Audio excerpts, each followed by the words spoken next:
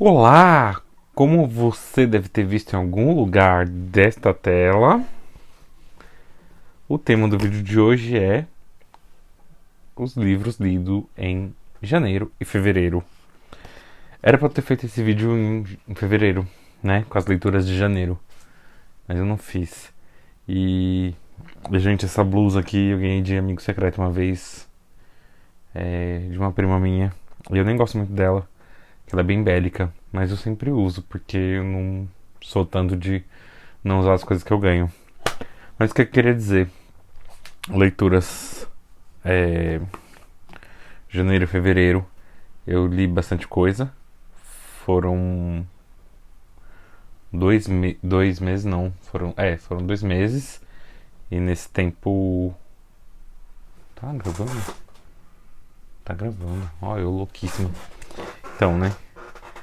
É, acho que deu 12 livros e 5 quadrinhos. Acho que é isso. É, muito livro que eu tinha começado faz tempo e muito livro em versão digital que eu li. É, eu comecei o ano lendo essa versão aqui, Papa Capim Noite Branca, que eu particularmente gostei bastante.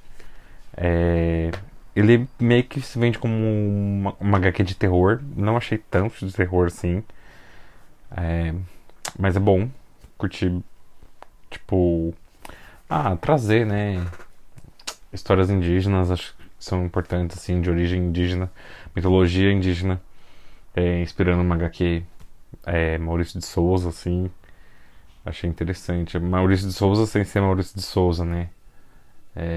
Marcela Godoy e Renato Guedes, os autores, muito bons.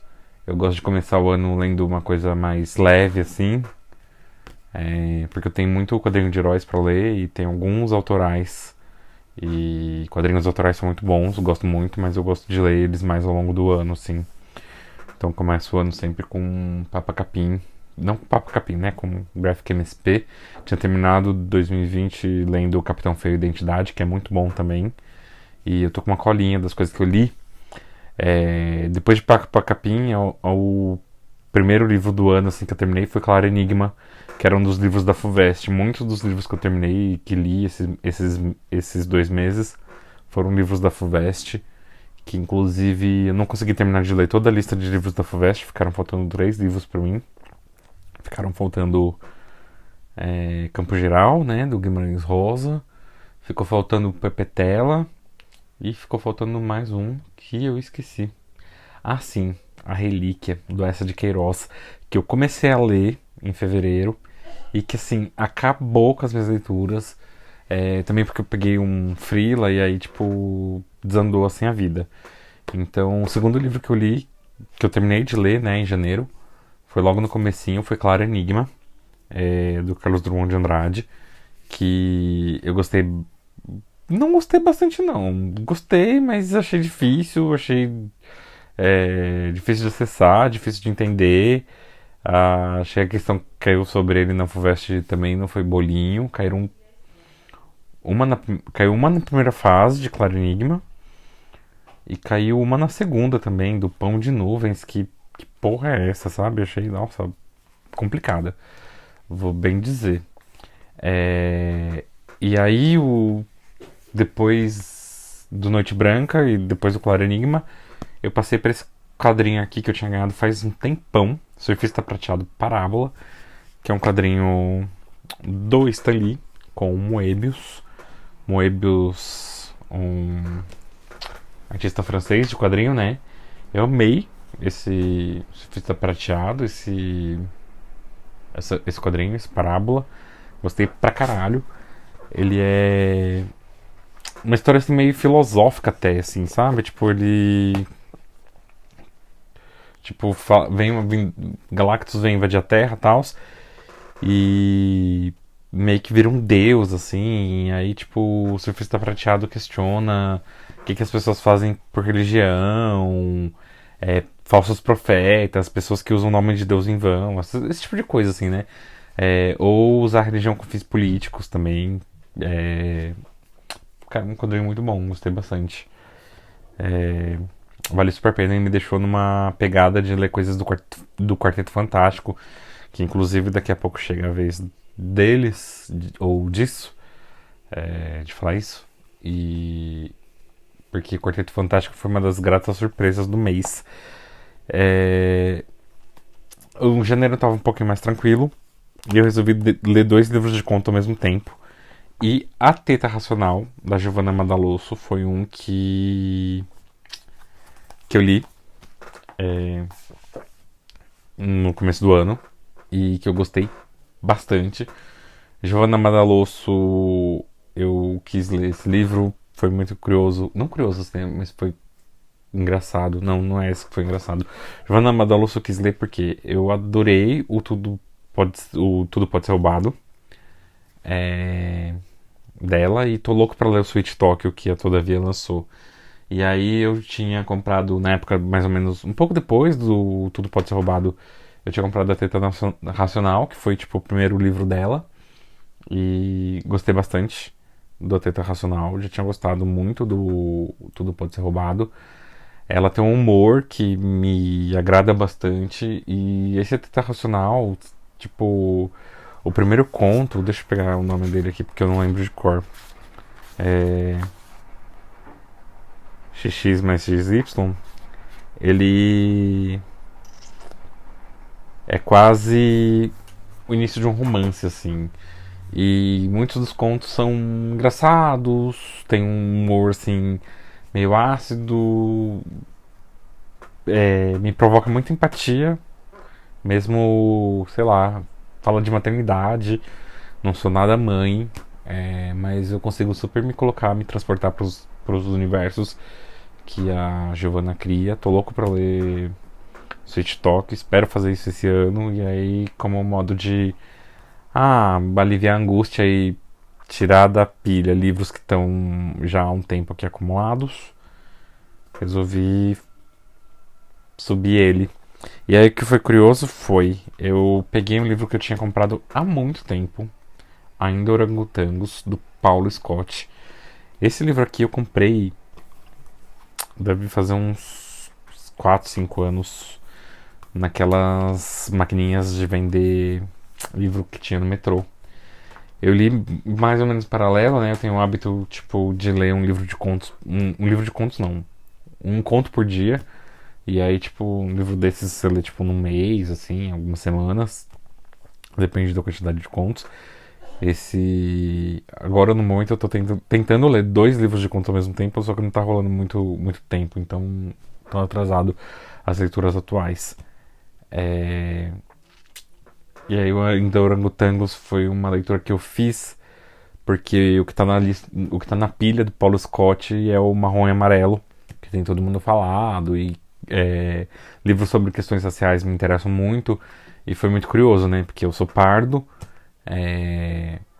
sempre me identifiquei, acho que sempre me identifiquei como pardo, mas acho que nunca até a ebulição das discussões sobre raça no país, assim, de 2015 pra cá. Tipo, acho que eu nunca tinha entendido isso como uma identidade política também, né? E tem muita coisa ainda pra discutir, pra entender sobre isso, na verdade. Mas o que significa ser pardo nesse país é uma coisa que me move muito, assim, sabe? Tipo, discussões sobre racismo nunca fizeram parte da minha formação enquanto pessoa, assim, desde sempre. Venho de uma família miscigenada, meu pai é negro, minha mãe é branca, metade da família do meu pai é negra, outra metade mais lida como branca socialmente, mas a família mistura com índio, a família da minha mãe tem mais ascendência, tem mais origem europeia, enfim, fruto dessa miscigenação e desse país aí que não fala sobre coisas sociais.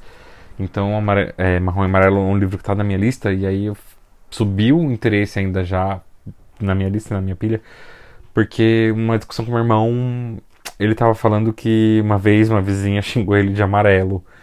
E meu irmão, ele tem a pele muito mais clara que a minha, e falou nessa conversa, né, que ele sempre se entendeu como pardo. E aí, tipo, sempre li meu irmão como branco e eu achei isso super curioso, assim. E aí eu quis ler o livro do Paulo, porque eu não tava. Não que eu não tava afim de encarar um romance, mas é que eu tava com essas leituras da FUVEST todas atrasadas, né? Enfim. E muita coisa chata na FUVEST, uns livros de poemas horrorosos, assim, tipo, super desagradáveis de ler. Nada muito gostoso, assim, nada que te toca e com que você se relaciona tão facilmente, né? Eu, pelo menos, achei meio um porre algumas coisas que eu li, falo delas daqui a pouco. O Ainda Orangotangos, ele parece ter uma coisa bem cinematográfica, assim. Não, não é meu livro favorito no mundo, mas não é um livro ruim, tá? Gostei, mas tipo, sei lá, 3 de 5, 2 de 5, assim, não me motivou muito o tema. Algumas coisas me pegaram mais, porque ele em alguns contos fala um pouco dessa questão racial, mas eu acho que nem é isso, assim, é, sei lá, Giovanna falou mais comigo e tá tudo bem. É, outro livro que eu li foi esse daqui, até porque fui fazer a FUVEST, Crônicas de Motel. Tem nada a ver esse livro com a FUVEST, mas é porque são textinhos super curtos, assim. Eu precisei me deslocar, né? Quebrar um pouco o isolamento para ir fazer a prova no começo de janeiro. E, e aí quis ler uma coisinha curta, assim, um livro de bolso, porque para não ficar carregando um romance, um livro um pouco maior na mochila. Porque os textos eram curtos e porque Crônicas de Motel é um livro do Sam Shepard. E Sam Shepard é um escritor que eu gosto. Eu vi algumas coisas. Eu vi montagens de textos deles no teatro. Gosto muito de teatro, né? Fiz dramaturgia, vocês sabem ou não sabem, agora estão sabendo. Vi montagens bem felizes em cima de textos do Sam Shepard. E no começo do ano tinha uma coisa que tava no MUBI que era. Acho que ainda tá, na verdade. Uma mostra Wim Wenders. E aí um dos filmes dessa mostra, e era um filme que eu queria ver faz tempo, é o Paris, Texas. Que aí eu descobri, eu lembrei, eu reacessei essa informação de que o Sam Shepard é um dos roteiristas do Paris, Texas. E aí eu gostei muito de Paris, Texas. É um livro assim, um filme que eu não consegui, na verdade, ver de uma vez. Eu comecei a ver, tava com sono, minha vida foi tomada por outras demandas, tive que, tipo, voltar a assistir em outro momento. Mas quando eu terminei de assistir, gostei muito, assim, valeu muito a pena. E Sam Shepard, pô, é um cara muito legal, assim, eu gostei. E aí me faz. Eu tinha gostado, assim, de ler e fiquei pensando muito, tipo, como é diferente a escrita masculina e a escrita feminina. No sentido de que, pensando sei lá, na escrita de algumas escritoras negras que passam a escrever porque são impedidas de falar ou porque passam por um processo traumático, um processo de abuso ou qualquer coisa assim, é, a escrita de um homem hétero, assim, que tem algum lugar de sensibilidade para trabalhar sobre isso, é tipo, o movimento com os amigos, sei lá, cabular a aula e fazer uma coisa rebelde, sabe? Dois amigos decidem cabular a aula, não que seja sobre isso só o livro, tá? Mas é que um dos contos é. Uma das crônicas, ou um dos textos é isso. Tem texto sobre relações familiares, tem uns poemas muito bons no meio do texto. Tem um que é ótimo, assim, sobre. Uma piscina que é uma fenda na cidade. Eu achei essa imagem, tipo, linda, assim. Mas me pegou um pouco, sabe, esse lugar de escrever sobre, não sobre si, mas assim, que a sua escrita na verdade reverbera um pouco do gênero ao qual você pertence, né, ou se enquadra, performa melhor, vamos dizer assim. E aí a masculinidade marcada por isso, assim, sabe, ritos de passagem de masculinidade e feminilidade, e aí a masculinidade meio marcada por esse momento, assim, e a gente rouba um carro, compra clandestinamente um uísque, bebe e estamos quebrando as leis, sabe? E aí gostei, mas não é o meu livro preferido da vida, assim, sabe? Eu comecei lendo pouquinho, aí eu li mais na rua e, enfim, quando depois que continuei a ler li alguns em casa tipo, em mais de uma tacada. E a maioria dos textos são curtos, mas tem alguns que são um pouco mais longuinhos. E é outro livro que eu li em janeiro ainda. Foi O Menino de Ouro, que é esse aqui da Claire Adam, lançado pela Todavia. Esse livro aqui eu tive muitos problemas, né? Eu faço parte do clube de livreiros da Todavia, porque um dos meus trabalhos é ser livreiro. Não que eu tenha trabalhado muito como isso, devido à pandemia e, enfim, freela, situação profissional, precarização do mercado de trabalho. Mas eu gosto muito de participar do clube de livreiros da Todavia. Gosto muito mesmo de participar. Um espaço super acolhedor, assim, de discussões muito ricas. E me fez ter um outro olhar sobre o livro, assim. Não que eu não gostei, mas eu tive muitos problemas com o Menino de Ouro. Ele se passa em Trinidad e Tobago, na zona rural de Trinidad e Tobago, esse livro. E é a história tipo de dois irmãos gêmeos. E aí, tipo, um é tipo. É uma coisa. Não Ruth e Raquel, né? Mas assim, um deles ele tem complicações no parto na hora de nascer. E aí essa complicação no parto se reflete em alguma defasagem no aprendizado. E, e aí a família tipo é pobre. E esse menino é meio relegado. Enfim, muitas questões assim. A história é interessante, mas a escrita não me pegou. E eu tive alguns problemas com a construção narrativa desse livro.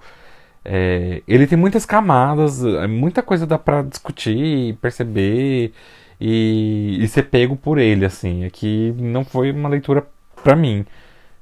Tipo, que me agradou, assim, no sentido de sair arrebatado por ela. Mas ela vale muito a pena, assim, vale muito, muito interessante. E aí, tipo, fevereiro, eu li algumas outras coisas, né? Terminei de ler Quincas Borbas, que não tá aqui porque eu. Ah, Claro Enigma também. Claro Enigma eu li edição digital, por isso que eu não tô mostrando o livrinho aqui. Quincas Borba eu li edição digital. Leitura da FUVEST. Gostei de Quincas Borbas. É meio. Ele começa muito bem, aí arrasta, né? Tipo, uma coisa meio parecida. Não com Blumove, mas tipo com Blumove no sentido assim. De que tem a parte do romancinho que é chata, é besta, é um porre, né? Mas é um livro muito legal e o final também é muito, muito, muito legal, né? Tipo, o cara recebe a herança lá, tipo, no começo, o Quincas Borba morre, fica o Quincas Borba ou o cachorro, o Rubião tem que cuidar. Um breve resumo do Quincas Borba aí, e enfim, ele cuida, sai da cidadezinha dele, Minas Gerais, se eu não me engano, se eu não tô um pouco mal exercitado da minha memória, vai pro Rio de Janeiro, e no Rio de Janeiro ele conhece umas pessoas que até são interessantes, conhece uns trambiqueiros que tentam dar uns golpes nele, e ele termina, tipo, louco e morre, né? Mas assim, louco, ele vai pro hospício e é tratado assim, porque ele acredita que é Napoleão. E da hora, fiquei com vontade de ler outras coisas do Machado de Assis. Eu tinha lido Brás Cubas há muito tempo. E eu não li ainda Dom Casmurro, ainda preciso ler. Até ia ler no ano passado no clube de leitura da Mandarina, que a Patrícia, que a Paty, do Críticas Instantâneas, mediava, né? Agora ela tá com outro clube. E não li, mas um dia quem sabe. Na verdade eu cheguei a começar a ler Dom Casmurro e meio abandonei a leitura. Terminei também da FUVEST, Romanceiro da Inconfidência, que também li versão digital, tava lendo há tempos, mas terminei em fevereiro. Romanceiro da Inconfidência achei chato pra caralho, não gostei. Acho que gostei de um poema ou outro, ou de uma coisa ou outra, mas assim, inacessível, assim. E na verdade, assim, ele é interessante porque conta um pouco de história do Brasil por um caminho não óbvio. Tem uma pesquisa ali, tem um trabalho, mas não é uma coisa que me move, mas é uma coisa que é muito interessante, tá? Então, assim, Romanceiro da Confidência, a gente leu porque precisava ler. Outra coisa que eu li que eu gostei muito foi em digital também. Foi Tática Operacional para Sobreviver ao Cotidiano, que é um livro de uma escritora brasileira, Lara Ximenes. Uma das atividades que eu faço na vida, que eu tenho no meu dia a dia, é que eu sou voluntário da Casa 1. é, e uma das coisas que a Casa 1 tem feito ultimamente, ou o pessoal da biblioteca, voluntário da biblioteca, né? Os voluntários da biblioteca têm se organizados, são umas lives com escritores. E aí eu entrevistei a Lara Ximenes, que é uma escritora de Recife. E esse livro dela é uma graça, assim, um lançamento super quente, assim, começou a lançar. Começou a lançar não, foi lançado agora no começo do ano, janeiro, assim. Eu conversei com ela numa dessas lives que eu, tipo, mediei pelo Instagram da Casa 1. A live tá salva, vou deixar os links nos comentários, vou deixar a listinha também nos comentários, né? Eu não quis deixar no vídeo do Chekhov, mas esse eu vou deixar. Talvez até no vídeo do Chekhov eu deixe, por que não, né? Que é o link pro texto da época, do Chekhov em Sakhalina, que é um bom texto, inclusive. Mais tática operacional para sobreviver ao cotidiano. Rendeu uma conversa super legal na live da Casa 1. É um livro tipo que ele é em formato de listas. Ele está classificado como crônicas na lista catalográfica dele. Ele na ficha catalográfica, né? E só que ele é poético e ele é tipo listas poéticas assim. É muito interessante, muito gostoso, tem umas porradas, tem uns afagos, dá pra se identificar super, tipo, puta, é um trabalho incrível assim. E a conversa com a Lara foi muito boa também. Então vale super a pena. Outro livro que eu li em fevereiro foi este daqui, Tecle 2 para Esquecer, da Carolina Zupo Abed. Que é um livro que eu demorei muito pra escrever. Pra escrever não, pra ler. Por quê? O ano passado, mais ou menos no começo de fevereiro, final de janeiro ali, eu fiz uma oficina de escrita na USP.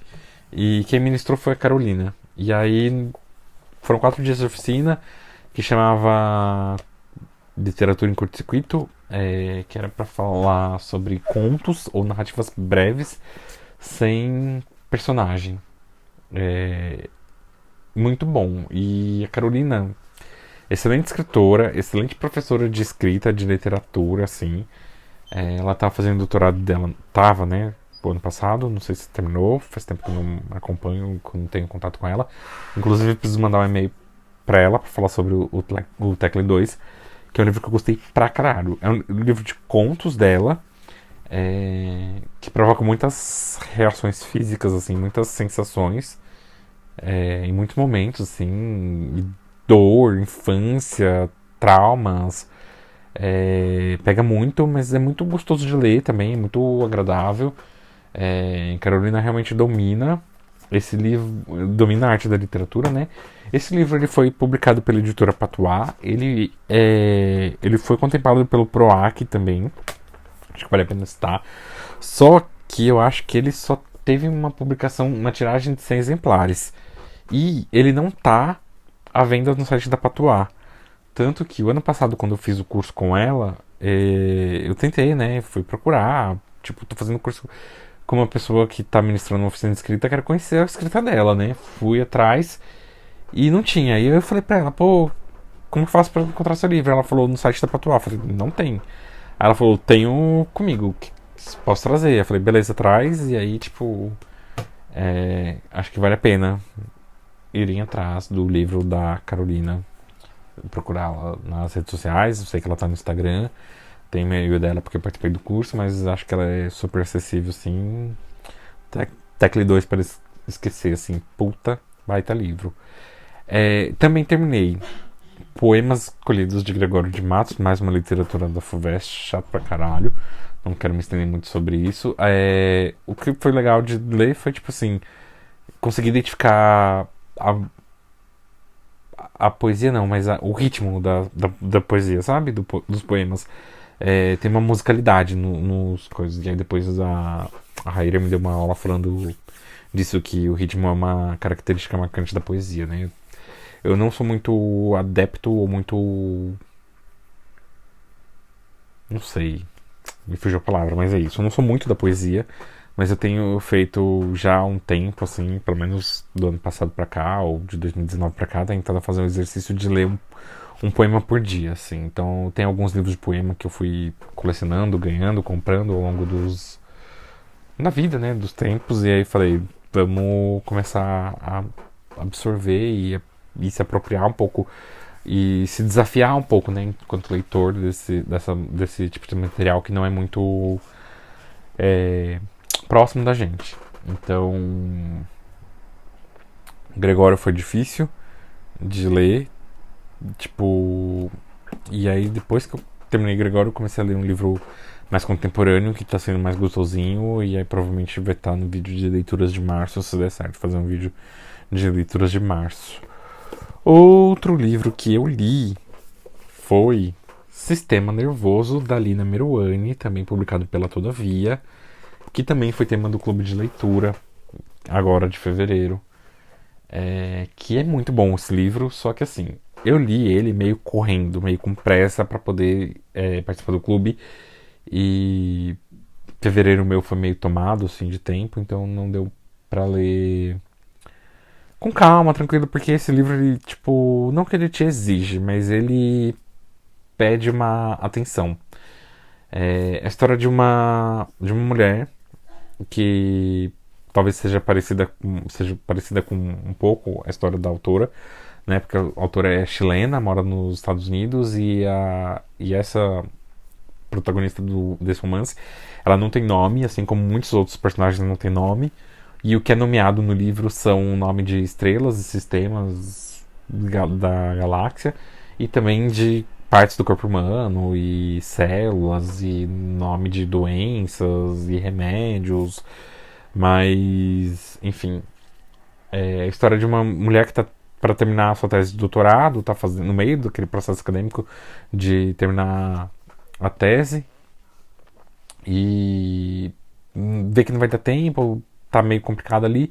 E ela meio que quer inventar uma doença, e aí o braço, tipo, pra não precisar fazer o que ela precisa fazer em relação à academia, né? Ela também dá aula, e aí ela meio que inventa uma doença e, na verdade, ela começa a sentir essa dor. E aí, nisso, tipo, ela meio que reconstitui a história da família dela, que também é marcada por algumas dores, assim. Então, tipo, uma ficha médica de todos os personagens. Até diz isso na orelha do livro, né? E assim, é um livro que ele exige no sentido assim, ele é fragmentado a estrutura dele, e achei isso muito bom. Gosto muito dessa coisa um pouco mais experimental, literatura. É um livro que tem, assim, às vezes ele tem uns bifões e de repente uma porrada numa frase só, sabe? Que podia ser às vezes uma frase de rede social, uma frase tipo legenda de Instagram, só que no contexto do livro faz sentido e tem um efeito de força, de potência em termos de literatura. Então, gosto muito de. Gostei muito de Sistema Nervoso Lina Meruane. Queria ter lido com mais calma. Tô muito curioso para ler o ensaio dela, o Contra os Filhos, e também o Tornar-se Palestina, né? E aí também tem um outro livro dela que está publicado pelo SESI, que é O Sangue nos Olhos, que a Paty falou que é de uma edição da Kozak Naif, que parece bem bom também, né? E agora tá pelo SESI, mas eu não vou ler tão já. Talvez o Contra os Filhos suba na ordem de prioridades aí.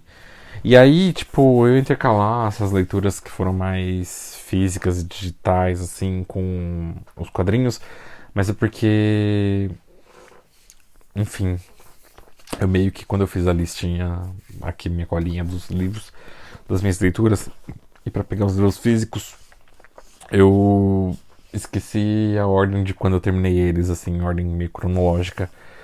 E aí eu li 3 quadrinhos, né, em fevereiro. Na verdade, assim, o primeiro deles eu comecei a ler em janeiro e terminei em fevereiro, que foi esse daqui, A Vinda de Galactus.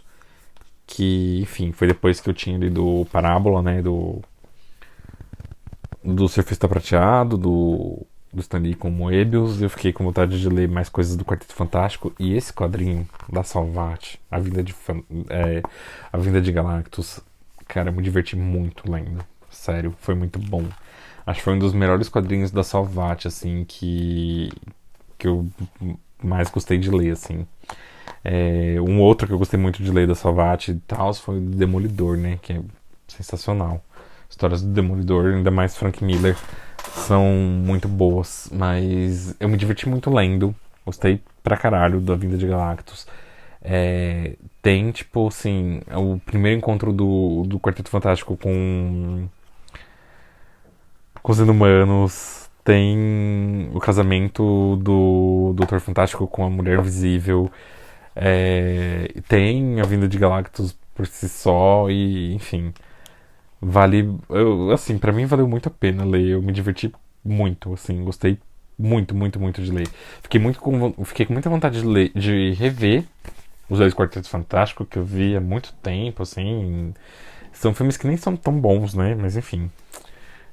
E até a última versão do Quarteto Fantástico que saiu, fiquei com vontade de ver. E outra coisa que eu quero ver também, um dia quem sabe, talvez eu veja, é a série que ninguém gostou dos Inumanos, né? Mas tá na minha lista, quero ler sim.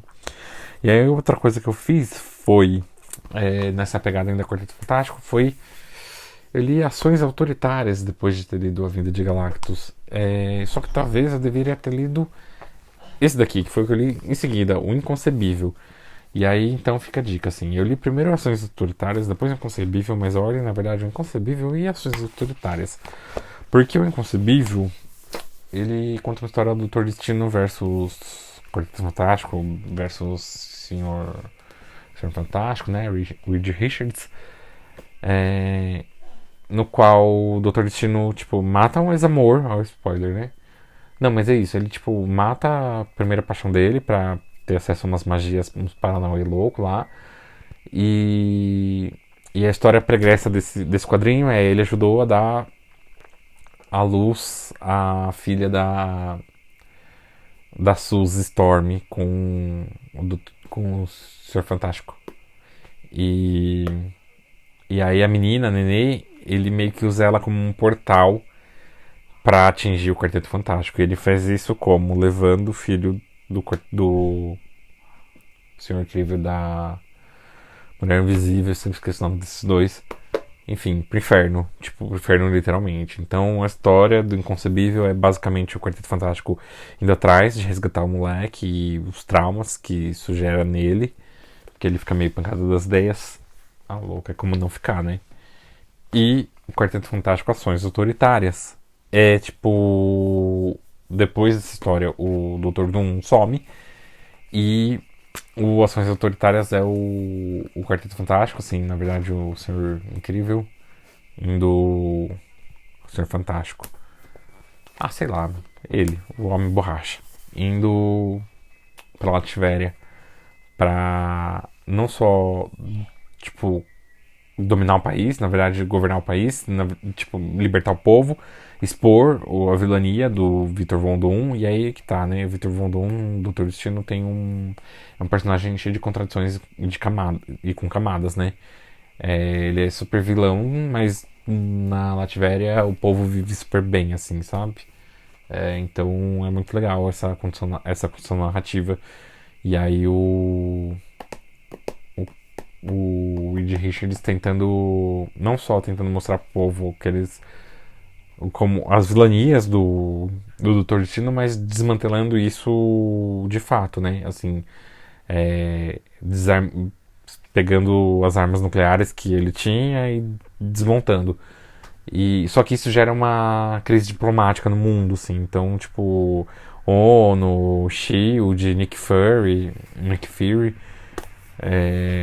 se envolvem nisso, tem que invadir o país, os países vizinhos, a Hungria quer retomar a Latvéria, ou quer invadir, e aí, tipo, ações autoritárias por isso, assim. E é um quadrinho muito bom também. Eu gostei muito, assim, não é que é divertido, que nem foi pra mim a Vinda de Galactus, mas foi entre Inconcebível e Ações Autoritárias, fico mais com ações autoritárias. Aí só sinto de.